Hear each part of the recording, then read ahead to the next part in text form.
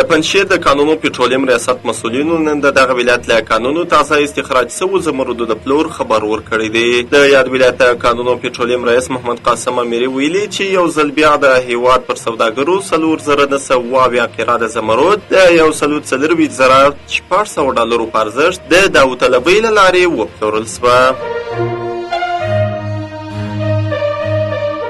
د ایران او افغانستان ترمنځ د دوغارون پوله د ورلګېدنې له امله تړل شوې ده. د ایراني رسنیو د خبر له مخې افغانستان او ایران ترمنځ د دوغارون پولې په ځانګړي اقتصادي زون کې د تیلو په ټانکرونو کې ورلګېدنه د ترانسپورټي بیړیو او د ګمرکونو سرحدي بازارونو او هر ډول فعالیت د بندېدو لامل شوې ده.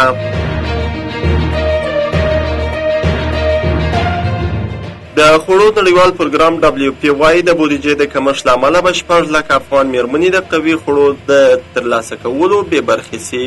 WFP پرون دوشنبه د اګست په 5 په خپل ایکس پاڼه لیکلي چې د بودیجې د کمښت له امله به له دې وروسته 6 لکه افغان میرمنې قوي یا پیاوړي خواړه ترلاسه کړي.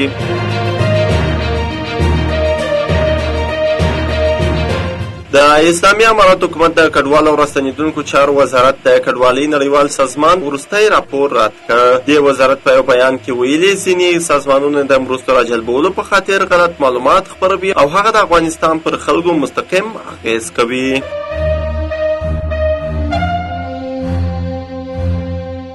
د پاکستان پوځ اعلان وکړ چې امنیتي ځواکونو د روان کال له پیل راهیسې په هیواد کې د ترهګرو ډلو پر ضد 23,422 عملیات کړي دي. د پاکستان پوځ ویان احمد شریف چودھری پرون دوشنبه په یو خبري غونډه کې وویل چې په یاده موده کې د پاکستان 130 پوځیان وژل شوي دي.